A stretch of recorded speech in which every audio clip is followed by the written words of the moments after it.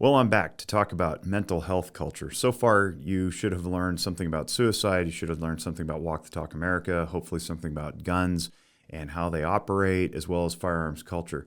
But for those who are taking this course who may not be familiar with counseling and its process, I want to spend a little time talking about what counseling culture is and what you can expect if you come into the counseling office. So you're going to see a slide on your screen that has some bullet points on it. And I'm going to explain these in brief overview. So counseling is mental health, but mental health is part of a medical model. And what we mean by that is when you come into the office and we say, hey, welcome, I'm Jake. What's your name? And you say whatever your name is. And I say, what brings you in today? And that's one of my favorite questions to ask because it helps to create rapport and trust. And it also tells me why you're here. It also helps you understand why you're here. So that whatever comes out of your mouth is what's known as the problem area. That's what you've identified as your struggle. Now, there may be others beneath that, the surface of that we may get into in further conversation. But what we do is we start at the top and we put the problem at the top. And then I go, well, what do we think we want to do about that? And usually your answer is something along the lines of solving the problem. And then beneath that, we have some bullet points that say objective, objective, objective. And so what that goal is that you've stated, which is to solve your problem, well, we need steps in between there to indicate how we're going to get to the goal. They're usually smaller and a little more measurable. But the whole process from objectives to goal to solving the problem should be time limited.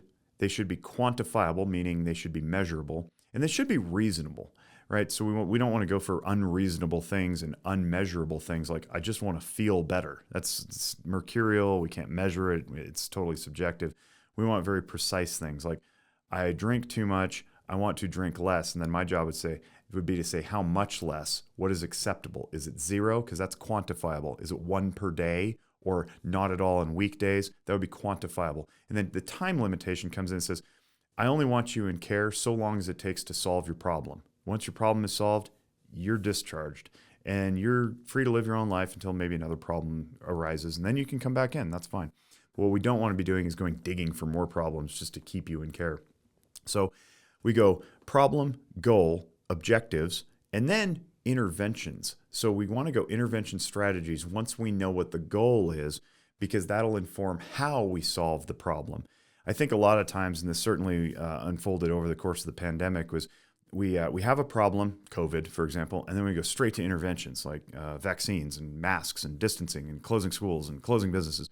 And it's like, well, did we identify what the goal is? And then when everything unravels and we have arguments and political fights about, wow, we got to go to zero COVID and we got to go to mitigation, we got to flatten the curve. It's like, yeah, those are all unmeasurable and they're not time limited and they're not quantifiable. So we never know how we get to the goal or if we get to the goal. All we know is we keep doing the interventions. We don't want to do that in counseling. I don't want you to come in and say, hey, I have a problem with anger. And I go, here, just try journaling. Well, that's an intervention, but it may not actually achieve the goal because I don't know what the goal is. Diminish anger? That's a good idea. Eliminate anger? Not neurologically possible. So we have a problem. And then from that problem, when forming the goal, what I have to do as a practitioner is issue a diagnosis. Now, the diagnosis sounds like a scary word, and maybe it is to some people, but a diagnosis is simply a name associated with a code, and that code comes from a book, and I've got the book right here. It's the DSM, currently 5. It's this 5th iteration. The DSM-5 is our big Bible. It tells us everything we need to know on how to identify mental illness or what they call mental disorders. The problem is it doesn't tell us how to treat it. So the book is full of codes and it's full of diagnoses. And once I apply this diagnosis, just like the medical profession would diagnose you with a diagnosis like spotty liver or broken bone or sprained hamstring or whatever it is, there's a code that goes along with that allows us to send that thing off to insurance. That's one use of the diagnosis. So we can get reimbursed for our services. Now, they're only going to reimburse for our services so long as we're treating and there's progress being made. Once the progress is made and you've hit your goal, you're discharged, they stop reimbursing as they should, and then you're free to go. Same thing in the medical world, okay? The other use of the diagnosis, there's 2 main uses, is common language among professionals. So if I say depression, then somebody else knows, oh, depression. All right, I know what that means because there's a set of criteria associated with what depression is. And we sort of understand what each other is saying. Now, we can have debates about what it is you're struggling with, But if I say depression, you understand depression. So we have common language. All right. So we go through this treatment plan. We treat you 6, 8, 12 sessions, maybe 12 months if it's really severe. But eventually you conclude if you're doing your job, you're doing your homework, you're engaged in care, and you're insightful, and you're progressing through, then once you hit recovery, you're done. And that's what we really want. We don't want people on the calendar, at 4 p.m. on Tuesday in perpetuity. That's not appropriate. That's not ethical. And it certainly doesn't benefit you, because sometimes that ends up creating a dependence. And I don't want you dependent upon me to solve your problems. I want you fixing your own problems with your network, with your group, with your home, with your family, with your tribe, so to speak. And I'll talk a little bit more about that in a minute. But for right now, let's talk about how the counseling theory and the practice work. So there's a couple of theories about how people come about their mental illnesses: nature and nurture. We've heard this time and again. Is it the environment, or were you just born with it? Now, we do have methods that we can use to analyze your blood work, break out your genomic code. We can scan your brain with fMRI imaging. And those are all very, very expensive interventions, and they may give us some information as to why you do what you do. All right. Absent those, I'm going to presume that you came into this world out of the womb pretty much intact. All right. I don't have any evidence that suggests that you have a genetic defect or that you have a broken brain. So I'm going to presume that most of what you're encountering is a product of your environment, your upbringing, your training, if you will, because people train each other, how you function, what your responses are.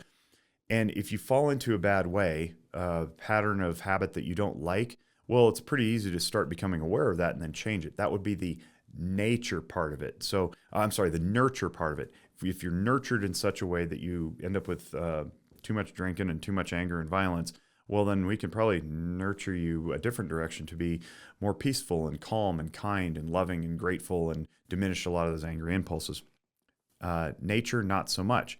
If we presume that you're born broken, then I can't do anything about that. If it's genetic, like your eye color or your dimples or your earlobes, then I can't just help talk therapy you into changing your eye color. That's not a thing. And if that were true, if you're born angry and there's just nothing you could do about it, then my profession would cease to exist. So I set that aside, and I pay respect to it, and I realize that is part of the problem, and it could contribute to what you're dealing with.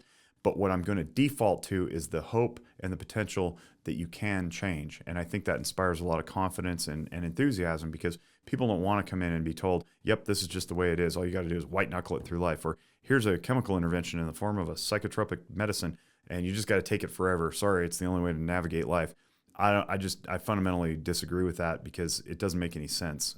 We wouldn't have evolved to this point, growing and developing as we are as human beings, if that were true. So another theory of how counseling works is something called systemic thinking. Now, used to be, once upon a time, we would treat an individual and we would assume that they kind of live in a vacuum, and all we had to do is reshape their thinking and then they'd be better. But now we've evolved as a profession to be systemic thinkers. You live in a system that is comprised of many, many different components, all influencing your life in one form or another. Your job, your education, your upbringing, your family, your chosen romantic partners, your neighbors, your friends, the media you intake, the hobbies that you participate in. So all these systems work together to create you. And you have a choice within that system to make adjustments and so forth. The system will push back. You'll push back on the system. And that's really cool. It's really fun to get into that kind of stuff when we start thinking about family systems and families of origin and how they impact life in present day and so forth.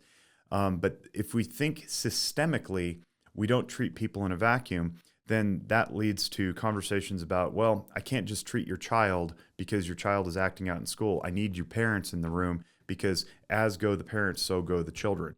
We don't do fix my kid, or at least we shouldn't. We need the parents involved, and usually if the parents are involved, we're working with couples, and the couple relationship needs to be established. At least at bare minimum, you have to agree on a parenting philosophy. And we have to also be mindful of the systems at school and the crowds in which your kid runs and all that stuff. So we can't treat people in a vacuum. We can't pretend that their problems are standalone. They're always interlaced with other things, and we're all interconnected. So then we finally conclude with family of origin. Family of origin is incredibly important, and I've got videos and lectures on this kind of stuff about how we absorb information from our upbringing that then plays itself out in modern day, present day, that we thought we left behind, but it turns out we carry that residue forward. I already told you, I come from a family full of cops. I had an uncle die by suicide by firearm when I was very young, and that sticks with me. I have to acknowledge that. If I pretend that doesn't exist or it doesn't influence me, I'm fooling myself. And when I do that, I'm more likely to fall into patterns that I am pretending don't exist or pretending aren't a part of me, instead of fully integrating them into my life and saying, yeah, this is a part of me. It's not all of who I am, but it absolutely plays a role. And then as individuals, as we go on in life and we do something called differentiating ourselves from our families of origin, we're free to become who we are and who we were meant to be. Let's get into types of illness. So we've got addiction. Most people have heard of addiction. There's a couple of different kinds of addiction. There's chemical addiction, which is when you ingest a substance of some kind, and that fundamentally alters your body processes. And then there's process addiction itself, which is your habits. And that can take the form of something like pornography or gambling, or even recreational sports can be an addiction of sorts, sometimes even a pathological addiction, not necessarily a healthy addiction. And there's even differences between types of addiction. In fact, a guy named William Glasser, who's a big name in our field, wrote a book called Positive Addiction. I encourage you guys to read it. It's a very good book, and it talks about his theory of choice theory, if you will, and how most everything in life is up to us to decide. So that's a cool way to get out of all kinds of addictions. If you realize it's up to you whether or not you pick up the drink and drink it, you can take power back from the addictions that have seized you. We talk a lot about mood disorders too. So some moods might be depressed mood. And I'm going to lump anxiety in here. And I know my clinical brethren will probably push back and say, anxiety is a different chapter of the book. That's fine. But for the lay person, anxiety is a mood. And we can just call it what it is for most people. So you got anxiety, depression, and then bipolar disorder is an alternating of moods of extreme presentations.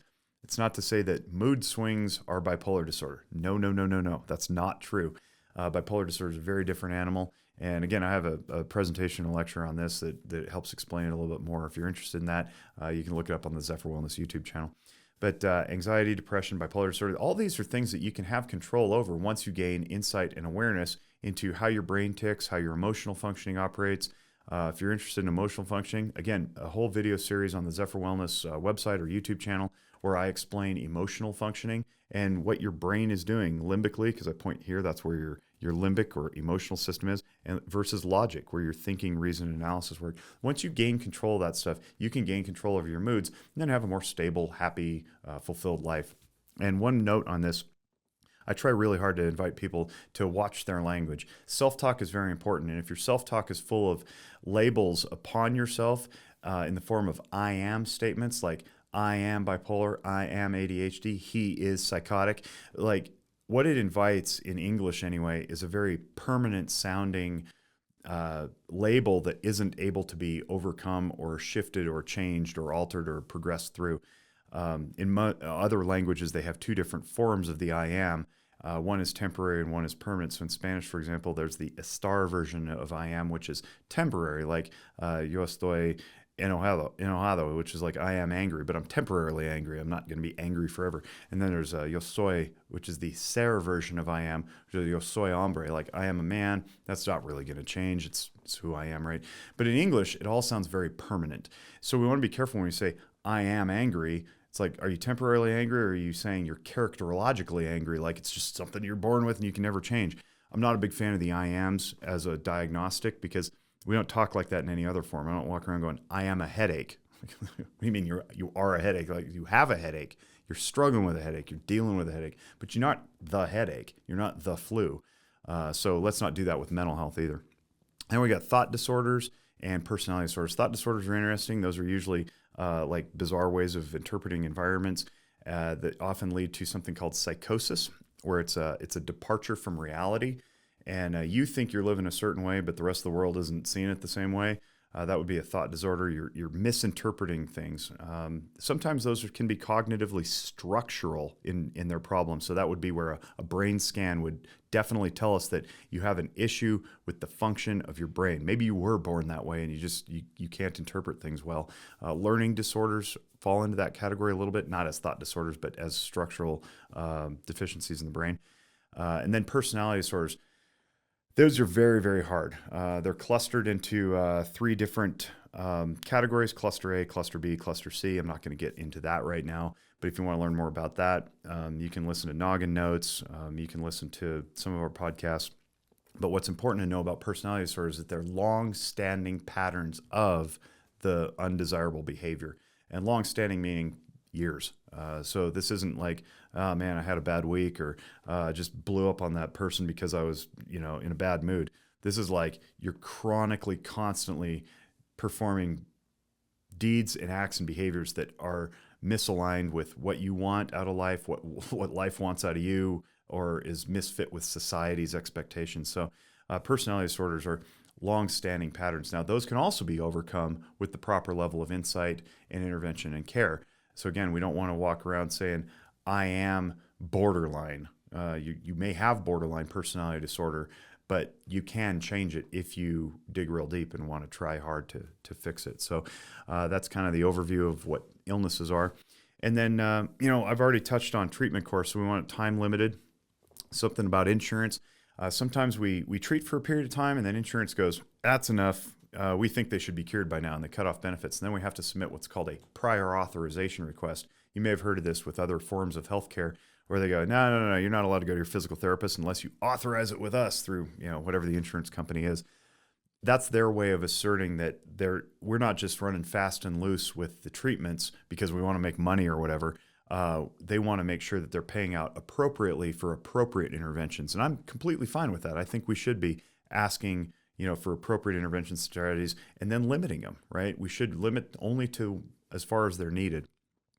Recovery does happen. When, goals are met, treatment ends. I don't want you on the calendar forever. And the reason I don't want you on the calendar forever is because first of all, it's unusual, but it's also unethical. A little bit of a rub here with ethic and how insurance pays out and so forth. And I'm going to explain real quick that the tough thing about mental health as a field is that, to my knowledge, we're the only profession under the entire medical umbrella that doesn't provide for preventative care via insurance payment. You go to your dentist a couple times a year, you go to your pediatrician once a year, you go to your primary care once a year, optometry once a year, and they just pay for that, and you don't have to be broken to be treated. It's just regular maintenance. Pop the hood, check the belts and hoses, shut it, your car's running, right? We don't have that in our field. In order to get services from me and build your insurance company, you have to be diagnosed. And that sends a negative, off-putting message that says you have to be broken before you can get care. And that's not appropriate. Now, I will say with an asterisk that I did hear a rumor recently that perhaps Kaiser, in one of the states where they operate, is offering preventative mental wellness. I'd like to see that, broadly. And I'd like to see maybe even businesses take it upon themselves to give that as an employee benefit. Maybe, professional associations or something could offer that as a member benefit. That would be really cool to offer preventative care where somebody else pays for it just to check in and make sure you're doing it 3-4 times a year. Quarterly would be pretty cool. But if we're going to treat, and we're not going to be treating in perpetuity, the reason we want to do that is because we have some ethics. I have a whole video on the 5 ethical precepts of counseling, which I'll give to you now. This is important for you to know this stuff, but if you want, you can look up the video on seeing conflict through an ethical lens. That's also on the Zephyr YouTube channel, and I go in deeper on it. But essentially, we have fidelity, which is honoring the agreement between you and the patient, as well as you and your professional codes. So you want to maintain faithfulness. That's fidelity, right? The next is justice. We want to act on people's behalf sometimes. We want to advocate. We want to do the right thing. That's justice. Beneficence is the third one. Being beneficial, meaning we want to help. We want to create help somewhere. And then we also want to be non-maleficent, meaning we don't want to cause harm. You may have heard the do no harm is number one and chief among them all. Perhaps that's true. Don't do harm, right? We don't want to hurt anybody. And then finally, I think the most important one for me is autonomy. We want to respect the individual's ability to choose for themselves and solve their own problems and walk their own life. They're all supposed to hang in balance with one another. They're all supposed to be equal. I happen to think autonomy is supreme because it's the easiest one to violate, especially if you're violating it out of a sense of other ethical pushes. Like if you're acting out of a sense of justice and advocating on somebody's behalf, you're inherently stepping on their autonomy. Sometimes we have to tell kids what to do. You're stepping on their autonomy for their own good, but you're violating it, right? Sometimes we want to act beneficially and say, yeah, take this, do this thing. But we do it so hard that it becomes harmful. That's violating the non-maleficence code. So we want to keep this in mind. And the reason we don't treat in perpetuity is if we create that dependence and the person believes that they have to come to us to solve their problems, I'm stepping on their autonomy. I've involuntarily communicated a message that they can't do it without me. I've probably caused harm because at minimum they're paying out more than they should. I don't know that I'm helping at that point, so I'm not even being beneficial. And I don't think I'm honoring the contract between me and them that says, hey, treatment ends at some point. Let's get you through this. So I could essentially violate all 5 ethical codes if I'm keeping you on the calendar just because I think you need it or I'm digging for more problems to solve. So that's an overview of mental health and what you can expect when you come into the office and how to be treated. If you want to find out more, there's an FAQ page on the Zephyr Wellness website that you can dig into if you'd like.